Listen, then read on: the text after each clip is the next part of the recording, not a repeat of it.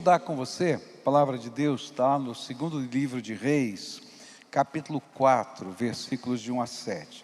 Como você sabe, de manhã a gente tem olhado Mateus, as parábolas do reino, lá no capítulo 13, e à noite a gente tem olhado no Velho Testamento, a vida de Eliseu, o ministério do profeta Eliseu.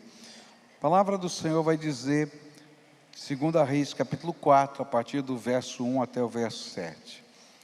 Certa mulher, viúva de um dos discípulos dos profetas, clamou a Eliseu dizendo: o meu marido, seu servo, está morto. E o Senhor sabe que esse seu servo temia o Senhor Deus. Mas veio o credor para levar os meus 2 filhos como escravos.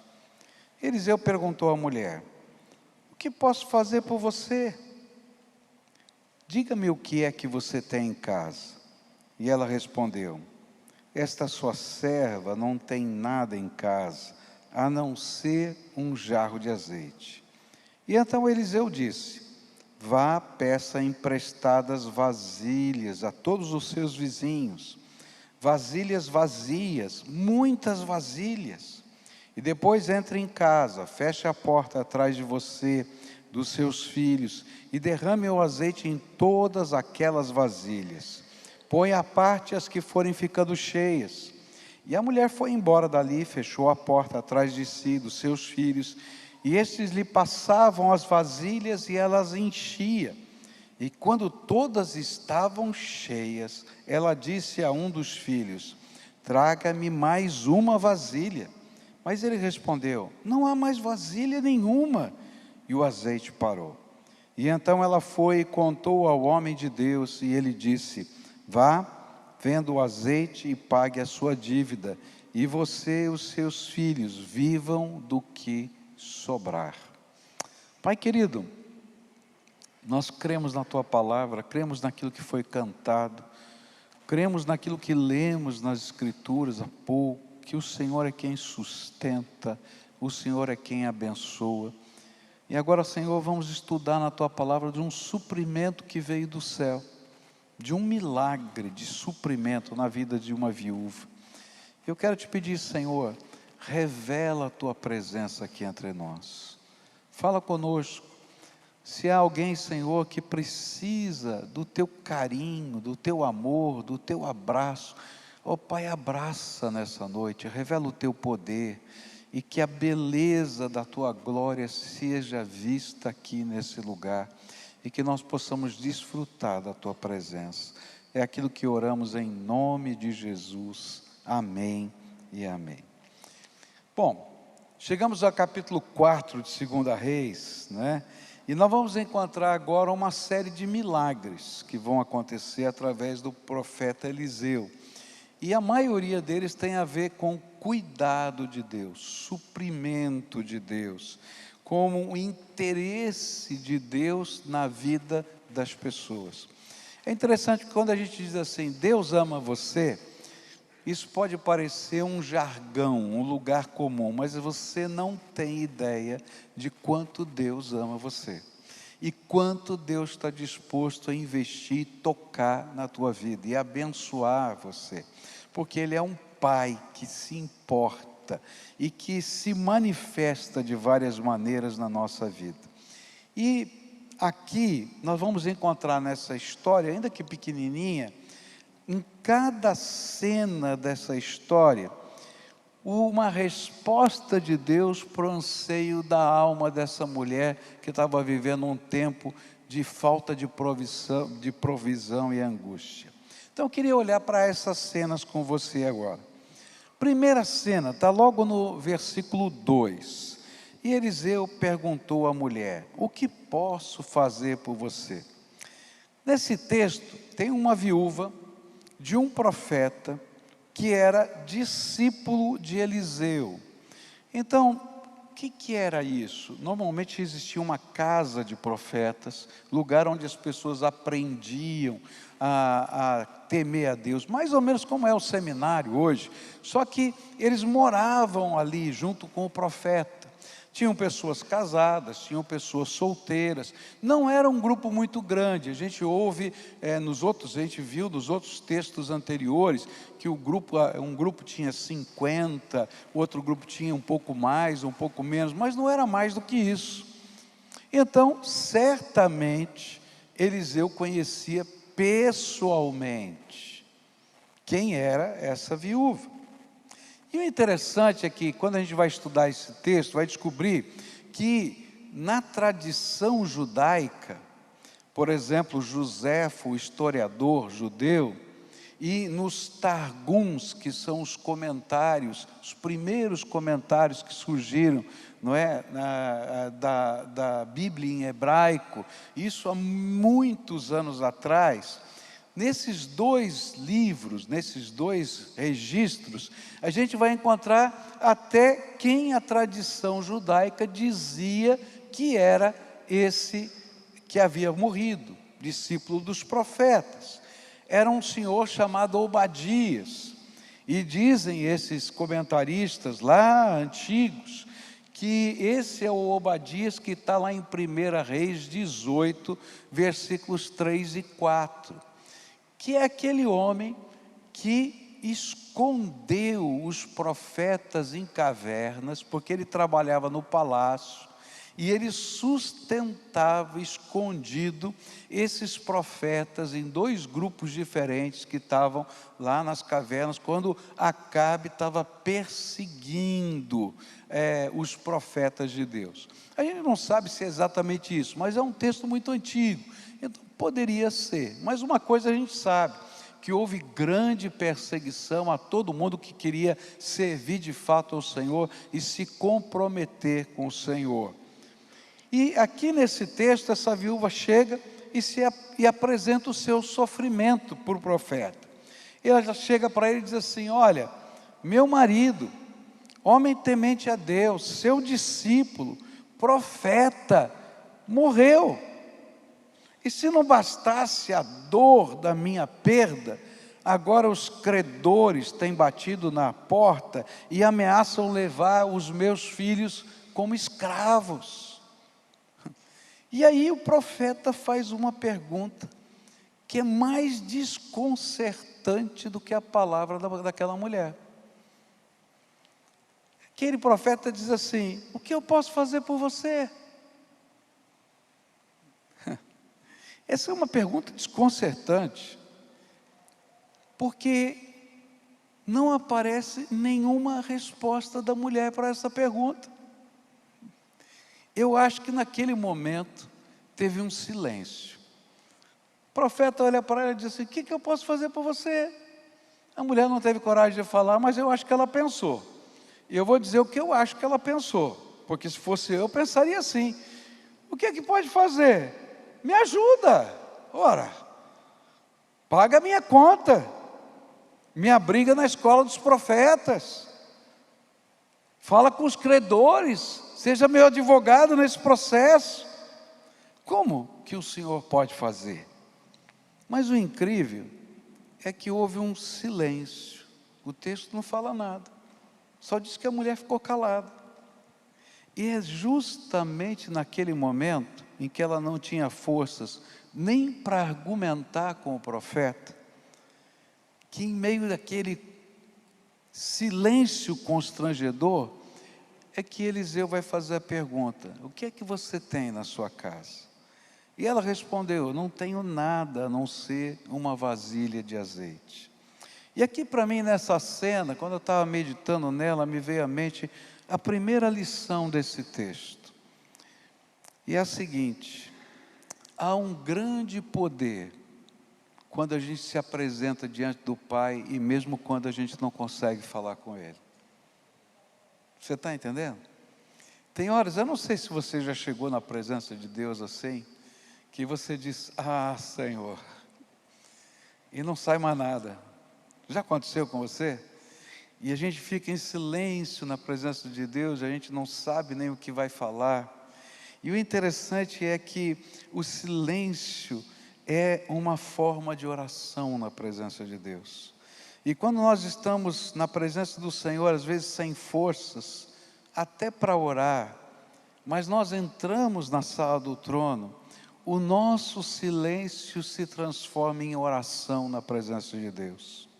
E sabe, esse silêncio se torna um ensurdecedor grito de socorro ao Pai, um clamor desesperado por intervenção, um clamor silencioso que move o coração de Deus que se assenta no trono. É tão sério isso que no Novo Testamento a gente vai ter a prova disso. A Bíblia fala que o Espírito de Deus intercede por nós até com gemidos inexprimíveis. Às vezes a gente chega e fala, o Espírito Santo falou, Pai, olha para o coração dele, olha para o coração dela, o Senhor é Pai, olha, derrama graça.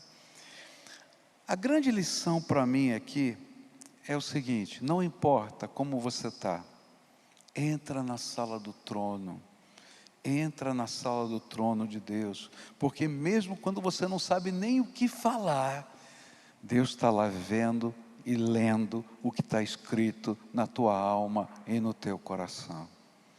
A mulher não falou nada, o que é que o senhor pode fazer? Mas Deus ouviu e mandou o profeta dizer, o que é que você tem na sua casa? Na Bíblia a gente vai encontrar isso. A gente vai encontrar a cena de Marta e Maria, lembra delas? Irmãs de Lázaro. Marta vai lá e conversa teologia com Jesus. Vai ressuscitar, não vai ressuscitar, lá no futuro, e tal, etc. Jesus continua falando teologia, Se tu creres, tu verás a glória de Deus. Mas, quando Maria chegou, ela não falou nada. Maria, irmã de Lázaro, se joga aos pés de Jesus e chora. E a Bíblia diz, e Jesus chorou com ela. E a próxima pergunta é, me mostra onde está o corpo do teu irmão. E ele vai e faz o milagre. Há um poder tremendo quando a gente entra na sala do trono. E o primeiro conselho para você aqui, à luz desse texto, é, entra na sala do trono. Fica na presença de Deus, clama se conseguir clamar, se não conseguir, continua lá, porque até os seus gemidos viram clamor na presença do Todo-Poderoso. Segunda lição, está aqui na próxima cena. Diante daquele silêncio, o profeta vai dizer, diga-me o que você tem em casa. E ela respondeu, esta sua serva não tem nada em casa, a não ser um jarro de azeite. E é interessante que em resposta ao silêncio vem a pergunta. E ela responde, não tenho nada, a não ser uma botija de azeite. E eu acho que esta pergunta, que prontamente foi respondida pela mulher, gerou lá dentro da mente dela, numa fração de segundos, uma certa indignação. O profeta pergunta, o que é que você tem em casa? E ela pensa assim, se eu tivesse algo de valor, profeta, você não acha que eu já teria usado? Eu tenho filhos para sustentar, eu não consigo entender porque ele levou meu marido, me deixou sozinha, com todos esses problemas, e agora querem escravizar os meus filhos. Se eu tivesse algo de valor, eu trocaria imediatamente por um pouco de tranquilidade e dignidade. Eu não sei você, mas eu pensaria assim. Por isso ela vai responder, eu não tenho nada. Eu só tenho uma vasilha de azeite.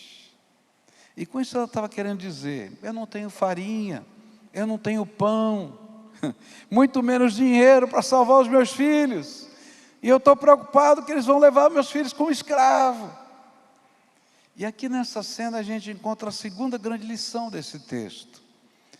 Na sala do trono, mesmo quando a gente não consegue falar, a gente entrega tudo nas mãos do Senhor. Sabe por quê?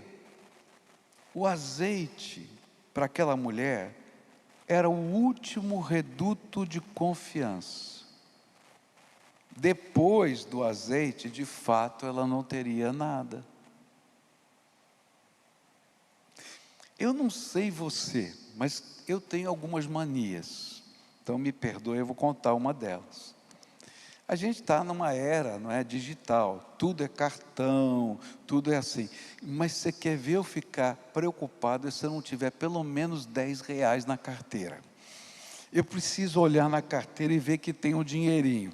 De vez em quando a minha mulher vai lá e faz uma colheita assim do dinheirinho, não é? E eu olho assim, onde estava aqueles R$ 10 que estavam na carteira? Eu falo, não, mas tem cartão. Eu sei que tem, mas se eu tiver que ir num lugar que não funcione o cartão.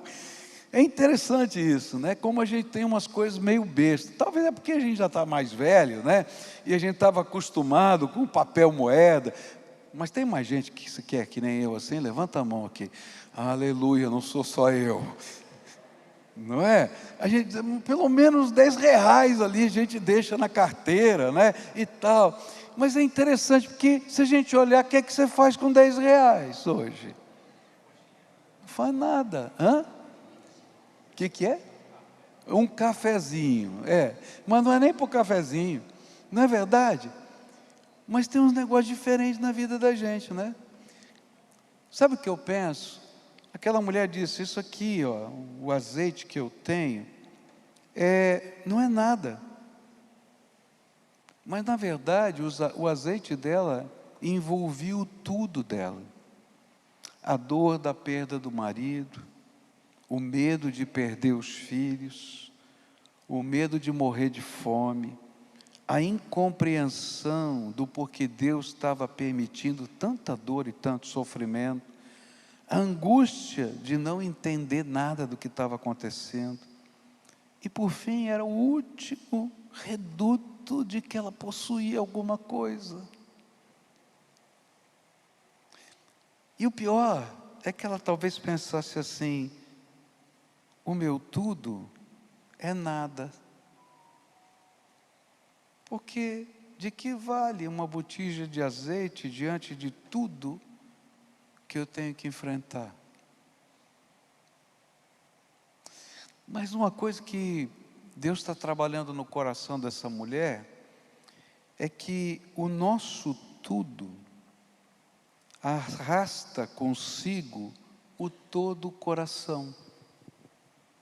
É interessante como a gente gosta de deixar pequenos redutos de segurança. Aqui não, aqui eu, né? Não vai mexer, não pode. Mas não vale nada, mas, por favor, não mexe aqui não, né? Esse aqui é meu. Você tem uns negócios assim? Não vale nada. E aí o Senhor vai dizer para ela assim, agora você vai ter que usar o que parece que não vale nada.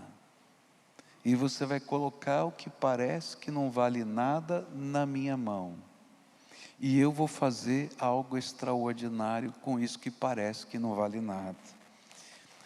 A gente vai entender isso na expressão do nosso Senhor Jesus lá nos Evangelhos. Ou melhor, na expressão que a gente encontra no profeta Jeremias, buscar-me-eis e me achareis, quando me buscardes de todo o vosso coração. Você tem uma botija de azeite que não vale nada? E que você guarda com todas as suas forças? Porque é o reduto, não de confiança, mas quem sabe da tua individualidade. Eu já contei histórias minhas aqui para vocês. Lembra daquela pasta que eu tinha, cheia de cartas? Por que eu não jogava fora? Não valia nada, mas era o reduto da minha indignação que estava lá. Mas às vezes Deus vai mexer justamente nessas coisas para fazer os milagres. O contraponto disso está nos Evangelhos. Quando Jesus diz para os discípulos, dai-lhes vós de comer, e tinha uma multidão, lembram disso? E todo mundo começa a reclamar, os discípulos começam a reclamar. Como a gente vai dar de comer para essa multidão? Vai custar 200 denários isso, não tem onde comprar. Todo mundo tinha um lanchinho, mas ninguém oferecia o lanchinho. Eu estava na Coreia, e lá na Coreia, gente, a comida é medicinal mesmo. Já falei para vocês que a comida, né, e a gente estava num acampamento. E tinha um grupo de pastores que a gente percebia que toda noite se trancava no quarto. E o pior é que o quarto começou a crescer de mais gente lá. E aí a gente disse, mas o que acontece nesse quarto? É porque um brasileiro lá tinha levado o seu lanchinho, tinha levado a mala cheia de queijo, cheia de, como é que chama? Salame, cheia de coisa assim, né? E aí o povo ia de noite, depois daquele jantar maravilhoso, a gente ia para, eles iam para lá comer. E aí, de repente, 250 brasileiros descobriram o lanchinho do irmão. Que encrenca! Mas ele comia escondido. Como talvez muita gente no meio da multidão comesse escondido, porque aquele era o último reduto. De que vale o meu lanchinho para isso tudo? Porém tem uma criança, lembra disso?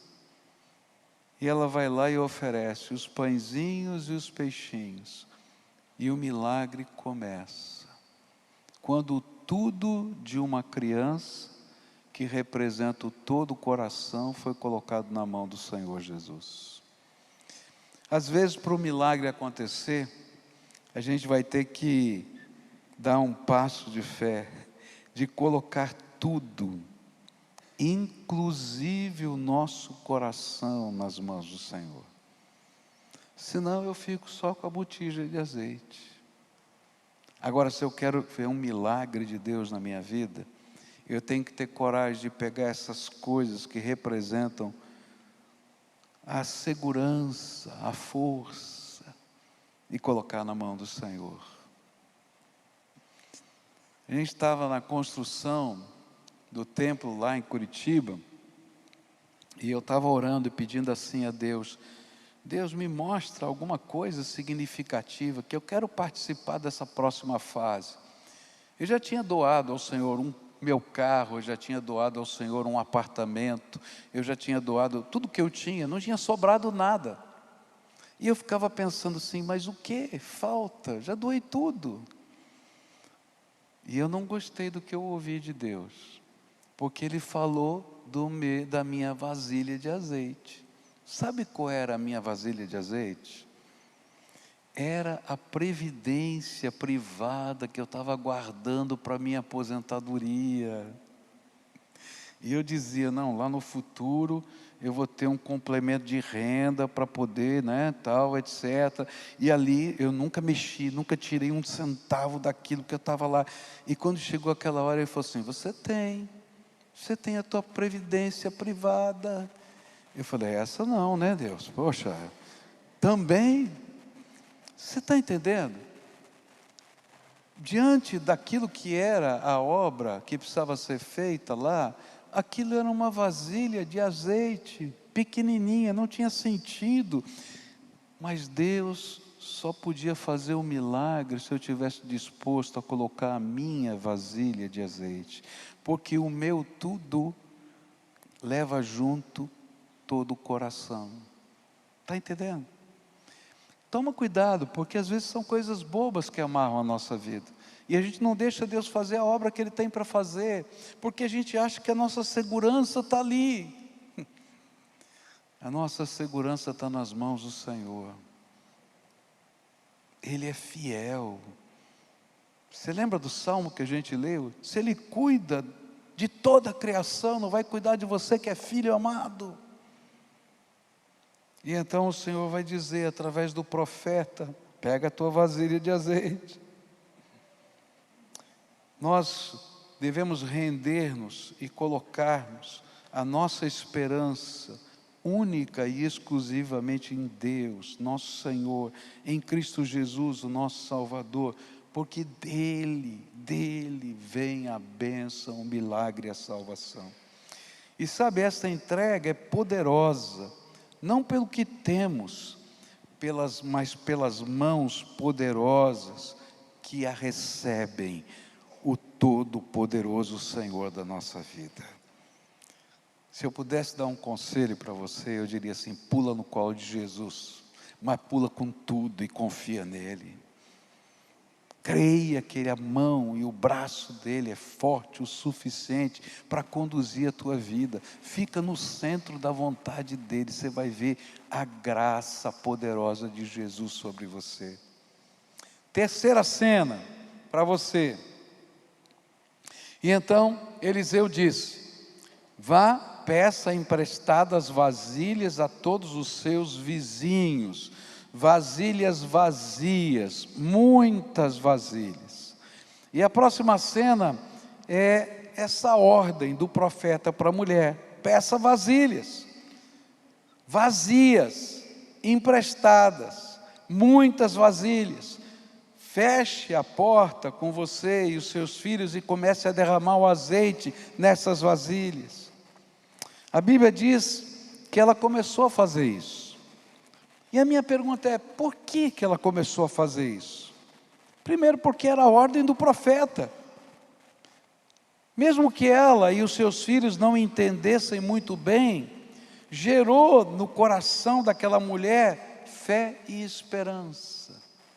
É interessante porque quando a gente vai à sala do trono e conversa com Deus, às vezes Deus nos fala, nos dá palavra. Ele nos dá uma ordem, às vezes nos dá uma palavra de consolo, às vezes Ele vai dizer espera, às vezes Ele vai dizer confia, às vezes Ele vai dizer caminha, marcha, vai, porque eu estou contigo, não é? E aquela palavra gera em nós uma mudança de atitude no nosso coração. Enquanto aquela mulher estava olhando a vasilha de azeite, e a casa vazia, e o credor batendo na porta da casa, ela só podia chorar. Mas quando ela recebeu a palavra do Senhor: olha, vai lá bater na porta dos vizinhos, e peça vasilhas emprestadas, porque algo extraordinário de Deus vai acontecer. Ela não entendeu nem como, nem de que jeito, mas ela creu. E eu penso o seguinte: por que ela creu? Porque eu acho que, se ela for parecida comigo, e quem sabe com você, sabe, se eu não posso fazer mais nada para resolver o problema, pedir vasilha emprestada eu posso. E sabe, fazer alguma coisa na hora da dor e do sofrimento é melhor do que não fazer nada. Para mim não sei você. Se a gente fica parado olhando para as paredes, fica pior. Então você dá: não, eu vou fazer isso, vou fazer aquilo, tal. Às vezes você não tem nem o que fazer, mas você arruma o que fazer, porque você não quer ficar parado. E ela então disse: não, o profeta falou, nós vamos fazer. E eu imagino, não é, o que está acontecendo ali naquele momento, não é? E os filhos e ela começaram a sair, porque aquela era a ordem, e ela vai batendo na porta dos vizinhos, os filhos vão batendo em outras casas, e dizendo aqui: olha, eu vim aqui porque o profeta mandou eu pedir vasilhas vazias emprestadas. O profeta era conhecido, amado, todo mundo dizia: não, vasilha vazia eu tenho, pode levar, tem essa aqui, só tem mais alguma? Tem aqui, pode levar, vai para outra ali. Ó, o profeta mandou. Não tinha azeite ainda, não tinha dinheiro, mas eu imagino a alegria dele chegando com as vasilhas vazias. É assim que funciona a fé. Quando a gente está dando passos de fé, a gente não pensa: de que servem vasilhas vazias? A gente diz assim: o Senhor está mandando vasilhas para nós. O Senhor está mandando vasilhas para nós. Pela fé, a gente vai vendo o que ainda não aconteceu e crendo que Deus pode fazer alguma coisa, porque algumas portas, ainda que pareçam insignificantes, já começaram a se abrir. Eu acho tremendo quando Elias está orando por chuva e ele manda o seu ajudante olhar na direção do mar. E o ajudante diz para ele assim: ó, tem uma nuvenzinha do tamanho de um punho lá longe no mar. Elias se levanta e diz: é o suficiente, a chuva está chegando. Eu acho que o empregado disse: esse cara é maluco, não tem chuva nenhuma, não tá, só lá uma nuvenzinha. Mas quando a gente está dando passos de fé, esses pequenos sinais, essas pequenas portas que se abrem, as pequenas coisas da graça de Deus começam a suscitar no nosso coração alegria, e a gente sabe que ainda não chegou, mas está a caminho a graça de Deus. Quando o Senhor quer fazer um milagre, Ele sempre vai nos convidar a dar passos de fé. Interessante que isso está se repetindo em todos os estudos que a gente está fazendo aqui nesses textos. Sempre Ele vai pedir um passo de fé. O passo de fé dessa mulher era bater de casa em casa e pedir vasilha emprestada. E ela faz isso. Agora, lembra, o passo de fé não faz um milagre, porque são só vasilhas vazias. Mas o passo de fé nos move a fé e a esperança. Porque ainda que elas estejam vazias, é a autoridade da palavra de Deus que nos é dada, que gera em nós uma esperança. Algo de Deus vai acontecer. Não sei como, mas algo de Deus vai acontecer. Agora, eu acho interessante porque as vasilhas eram emprestadas. Você já parou para pensar por que elas eram emprestadas? Porque em determinados momentos da nossa vida, a gente está tão quebrado, que a gente não consegue reter nada. E assim, as vasilhas emprestadas nos remetem para a oração intercessória.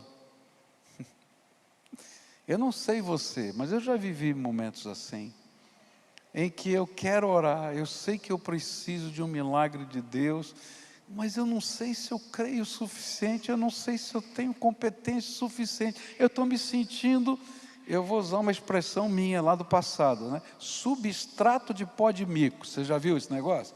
Pior de tudo, lá embaixo. E aí chega alguém para orar com você e ministra na tua vida. Eu estava no meu gabinete depois da morte do pastor Marcílio, muito triste, companheirão de ministério lá na igreja, meu amigo pessoal, e eu estava sentindo falta do meu amigo. E de repente toca, na hora do almoço, o telefone na minha mesa, na minha sala.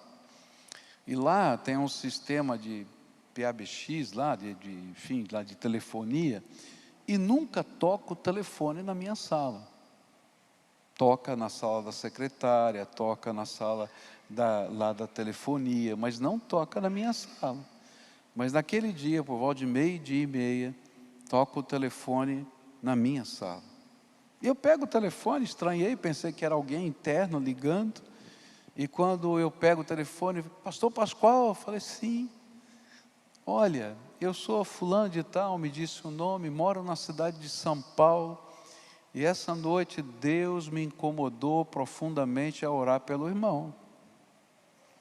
E nós vamos ter uma reunião de oração de mulheres aqui da nossa igreja, daqui a pouquinho, lá por 14h. E Deus tocou meu coração para tentar ligar para o senhor. Eu entrei aqui, descobri esse número do telefone da igreja, liguei, o senhor é que atende. Falei, olha, isso aqui é milagre, porque não cairia na minha mesa.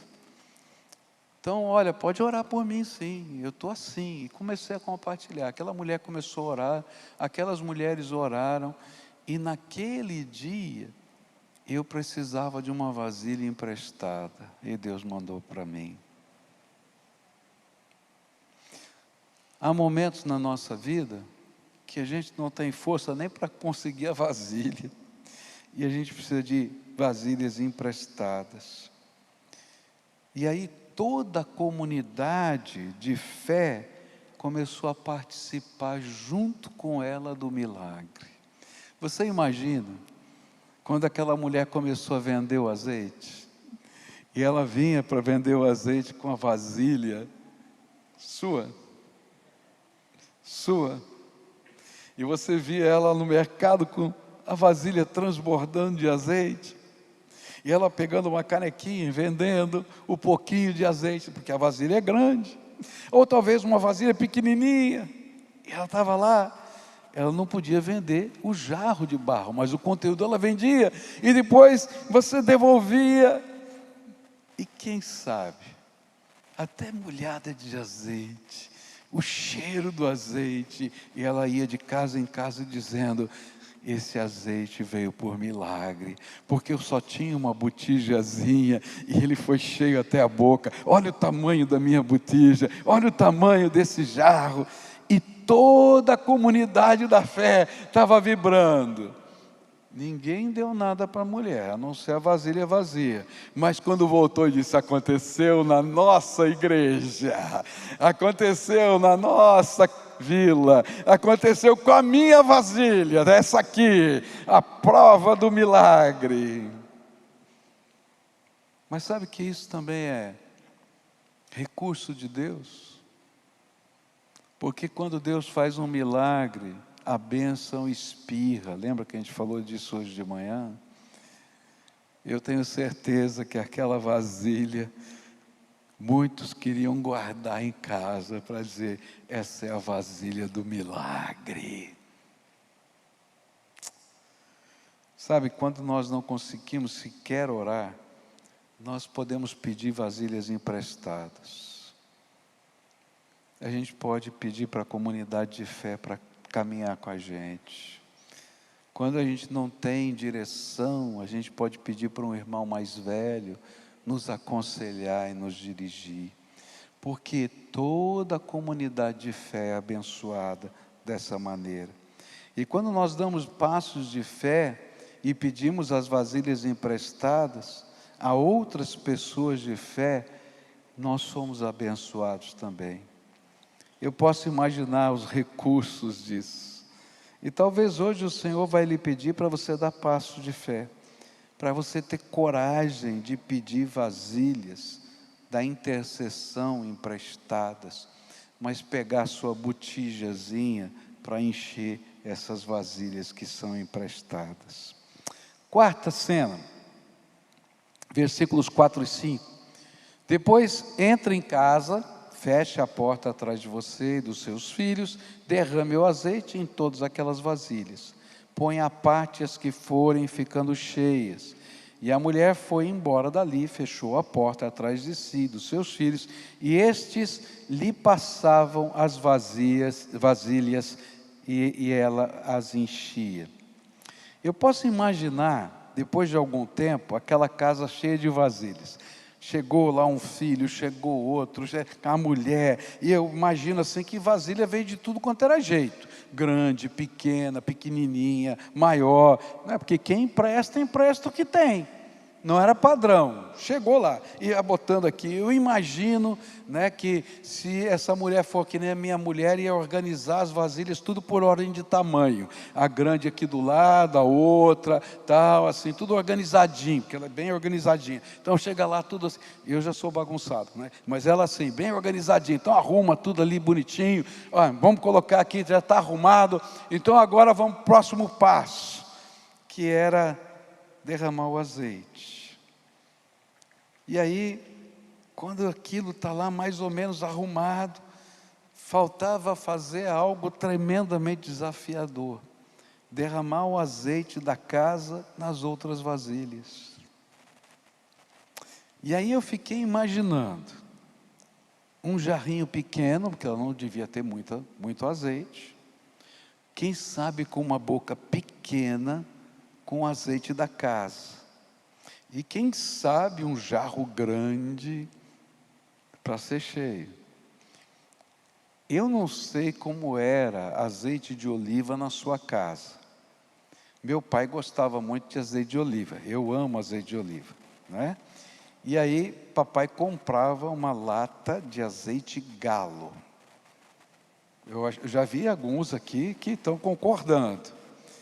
Só que o papai pegava um preguinho, daqueles bem pequenininhos, já vi que era assim também, fazia o furinho só de um lado, porque dos dois vaza muito. Quem fazia isso? Só para eu ver aqui. Ah, tem mais. E aí pegava aquilo assim, dava, né? Porque a lata tinha que durar, não é? Esticado, porque é caro esse negócio e tal. E assim era. Então, assim, talvez por causa da minha infância, na minha cabeça veio a vasilha pequenininha, com o biquinho pequenininho, e ela derramando. E você sabe, né, que quando o biquinho é pequenininho, o furinho é pequenininho, demora. E eu fico, ela olhando assim, está enchendo, está caindo, assim, não, aqui não vai dar não, isso aqui não vai dar não, mas continua caindo, e tem aquele fiozinho que está caindo direto, e começa a encher o primeiro jarro, né? E aí eu imagino assim, não acredito, encheu o primeiro, eu acho que ela nem levantou, sabe por que não? Pode parar esse negócio, ela pega assim, arrasta para cá, arrasta a outra aqui, e ela vai assim, sabe, para continuar o fiozinho, arrasta a próxima. Aqui vem a terceira lição revelada nessa cena,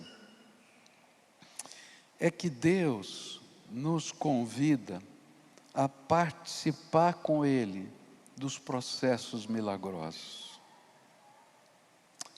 Os jarros não foram cheios num instante, mas havia um fiozinho de azeite permanente, contínuo, com um suprimento do céu, que se derramava pouco a pouco nos vários vasos que estavam naquela casa. E depois de cheios, o processo do milagre ainda não havia acabado. Era necessário vender o azeite, pagar os credores, administrar a sobra até um novo suprimento. E aí eu lembrei do texto que afirma que nós devemos levar as nossas necessidades ao Senhor com ações de graças. Por quê? Porque ainda que seja um fiozinho, está entendendo? Ele não para de cair. Ele continua caindo. E a graça de Deus continua caindo. Você não viu tudo resolvido ainda. Você não viu o problema totalmente solucionado. Você não viu tudo acontecer. Mas a graça de Deus continua caindo. E eu posso imaginar as crianças dizendo: está enchendo, está enchendo.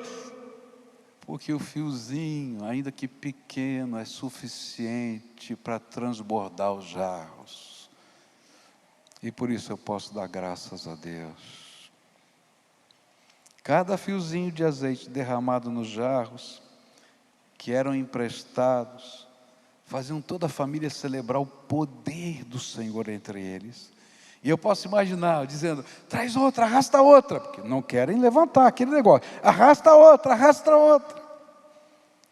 E aí eu vou lembrar da palavra que diz que a paz de Deus, que excede todo entendimento, já estava guardando o coração, simplesmente porque o fiozinho de azeite continuava a cair. Sabe por quê? Porque o fiozinho de azeite nos lembra que Deus continua trabalhando, mesmo quando a gente não entende e não sabe. Ela não sabia o que estava acontecendo dentro daquele jarro pequenininho, ela não entendia o processo, mas ela entendia cada gotinha que caía. Deus está trabalhando, Deus está trabalhando, Deus está trabalhando. Era só um fiozinho de azeite, mas era suficiente. Quando o Senhor começa a agir, eu me aproprio da esperança e da fé, que aquele fiozinho de azeite, que não para de jorrar do trono de Deus, está gerando dentro de mim. Eu não sei, talvez você está no meio de uma batalha, e você ainda não viu a resposta, mas eu garanto para você que tem um fiozinho de azeite caindo do céu todo dia sobre a tua vida, porque essa é a graça de Deus.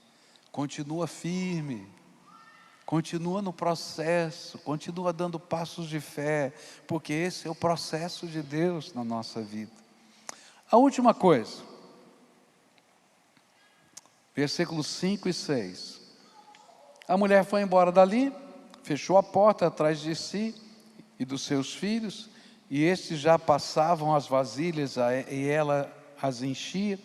Quando todas estavam cheias, ela disse a um dos filhos: traga-me mais uma vasilha. Mas ele respondeu: não há mais vasilha nenhuma. E o azeite parou. E a próxima cena é de quando o azeite para de jorrar. Quando é que esse fiozinho de azeite para de jorrar? Aquela mulher animada não queria que o azeite parasse de jorrar. Por isso ela pede a um dos seus filhos: traga mais uma vasilha. E eu posso imaginar a emoção, a pressa, pois ela não queria que nenhuma gotinha do azeite fosse desperdiçada, daquele fiozinho que caía. Mas o seu filho vai dizer: não há mais nenhuma vasilha. As vasilhas emprestadas acabaram. Aquelas que elas já dispunham já estavam cheias. Quando é que o milagre cessa? E para mim aqui, em outros textos das Escrituras, fica claro que ele cessa na medida da nossa fé empenhada. A medida da fé desta família era a quantidade de vasilhas que trouxeram para casa. Está entendendo? Encheu, acabou. Se tivesse mais uma, se tivesse mais duas, se tivesse uma no quintal.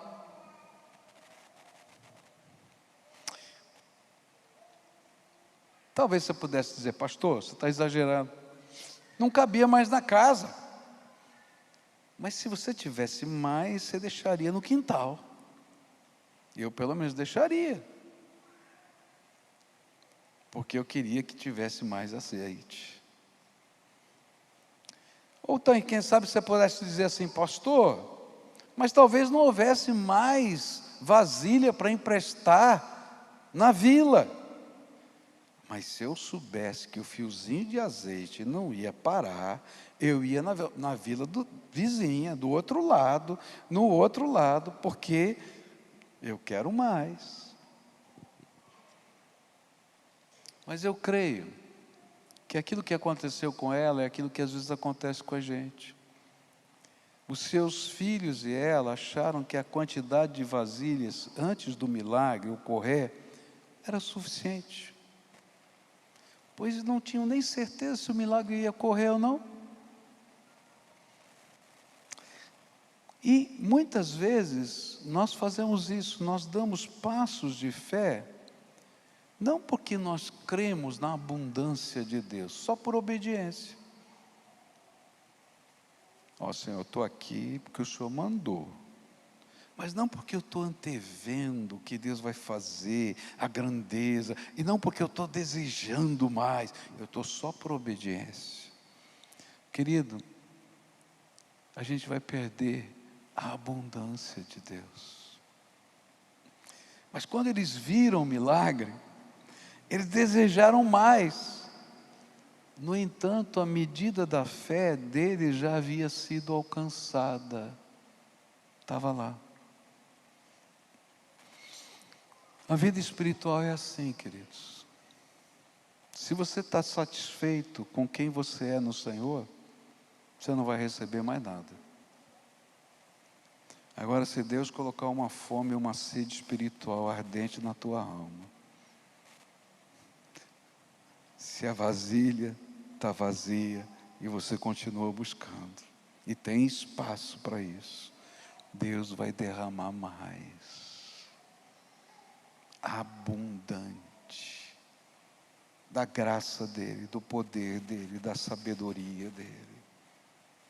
Eu disse para vocês que quando eu recebi aquela palavra do Senhor, que eu ia deixar primeiro de Curitiba, e que Deus tinha me dado um prazo, eu falei: tá bom, Deus, Então, eu quero pedir uma coisa para o Senhor. Eu quero que o Senhor me permita alcançar alguns sonhos. E escrevi uma lista de sonhos. Um ano depois, a minha lista estava acabada. E eu falei, Deus, já acabou, faltam 9 anos. Como é que vai ser? Ele falou, você pediu pouco. Tivesse pedido mais, te daria mais. Foi por isso não, pode deixar. E aí eu comecei a aprender um negócio. Eu nunca deixava a minha lista terminar. Eu sempre estava acrescentando mais coisas. Senhor, falta isso, falta aquilo. Mas eu não consegui ser mais rápido do que Deus em dar graça. Tudo que estava naquela lista, mesmo sendo acrescentado, Deus me deu e ainda me deu mais. Por que eu estou falando isso para você? É porque esse é um recurso da Bíblia para a gente. Quando é que o azeite cessa? No limite das tuas vasilhas. Leva mais, busca mais, queira mais. Não se conforme, eu já usei essa expressão, com a mediocridade. Sonha, clama, busca, porque Deus tem mais para fazer na tua vida.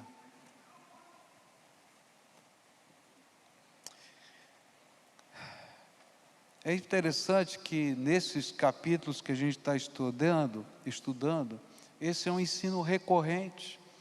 2 guerras foram semi-vencidas.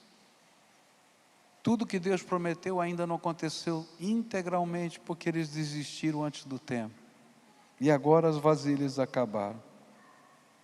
Por isso eu hoje quero desafiar você a buscar mais, a crer mais, a não se conformar, porque Deus tem mais, pode ter certeza.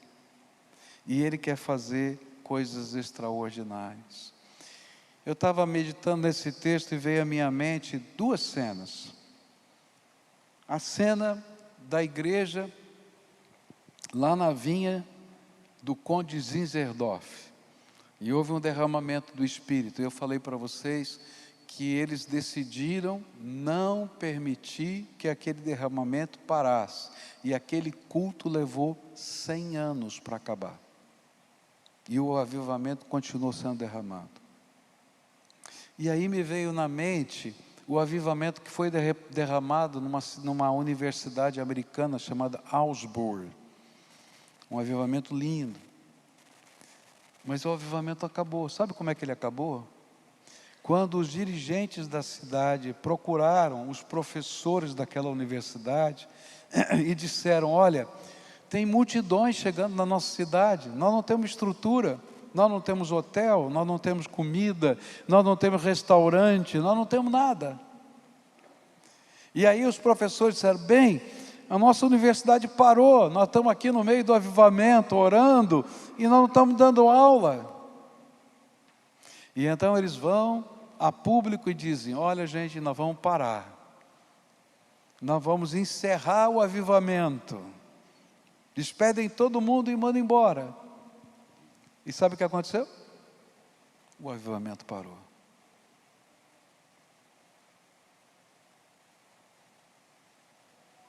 Isso me faz pensar naqueles homens daquela aldeia, que Jesus expulsa os demônios do endemoniado gadareno. Os demônios entram nos porcos, 2.000 porcos se precipitam, se lançam no precipício, e a cidade diz, Jesus, vai embora. O Senhor é poderoso demais, mas é um prejuízo danado se eu ficar aqui. Querido, você, não para aí não, Deus tem mais para você. De que valem esses porcos perto da grandeza da graça de um Deus vivo, atuando na nossa vida? Hoje, eu quero desafiar você a levar o seu silêncio à presença do trono da graça de Deus, porque ele é uma oração poderosa. Senhor, eu não sei nem como orar, só entra na presença dele, o Espírito Santo vai te ajudar. Hoje eu quero desafiar você a entregar o seu azeite. Aquele que está escondido lá, não, esse aqui, Deus, não mexe nele, não. Hoje eu quero desafiar você a emprestar vasilhas. Eu não sei se eu consigo. Deus vai colocar gente do teu lado para abençoar, para dirigir, para te orientar. Hoje eu quero desafiar você a se apropriar daquele fiozinho de graça que está caindo, mas que não vai cessar e é mais do que suficiente para transbordar. Vai vir muito pensamento aí na tua cabeça: será que funciona? Será que dá certo? É só um fiozinho. Mas Deus é tremendo.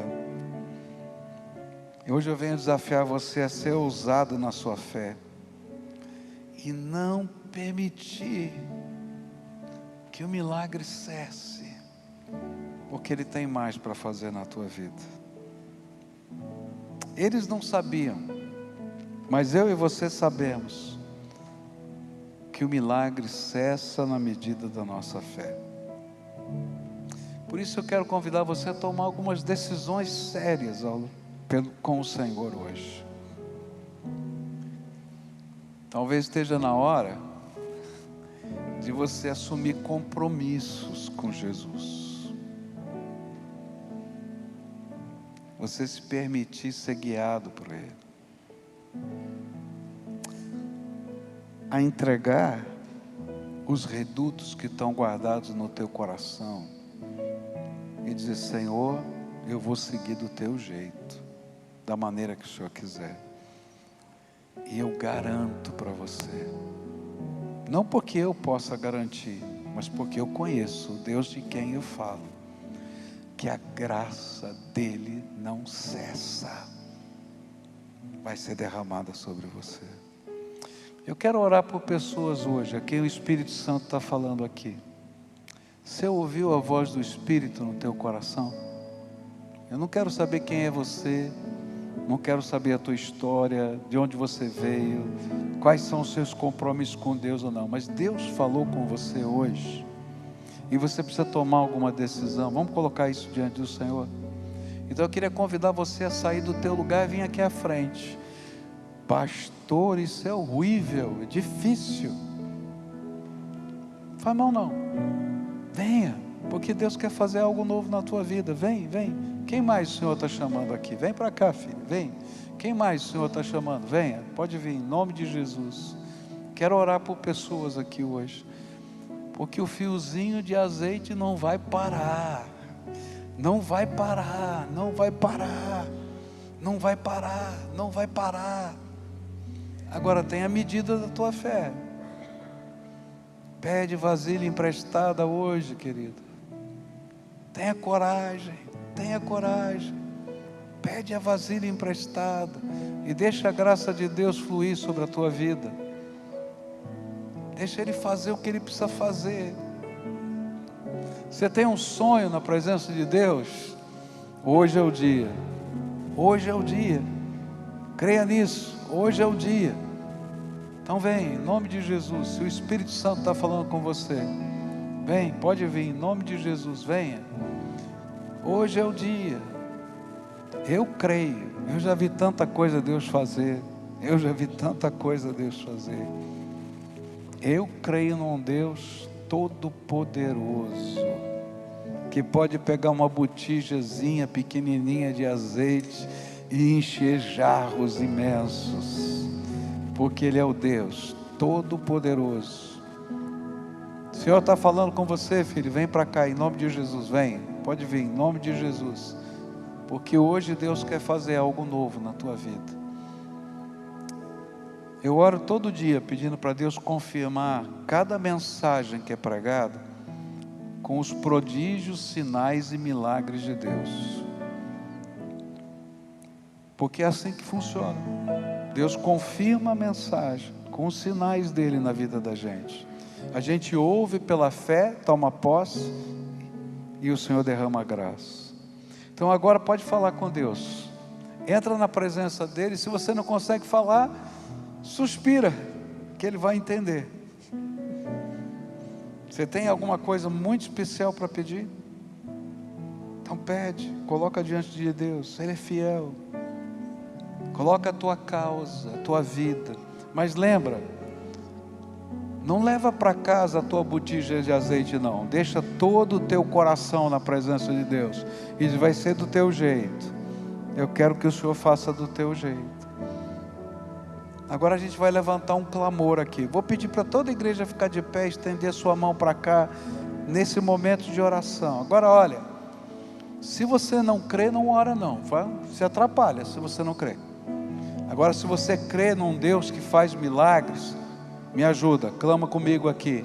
Pede milagres para Deus, pede que Deus coloque a mão dele aqui, sobre as pessoas que estão aqui agora, tá?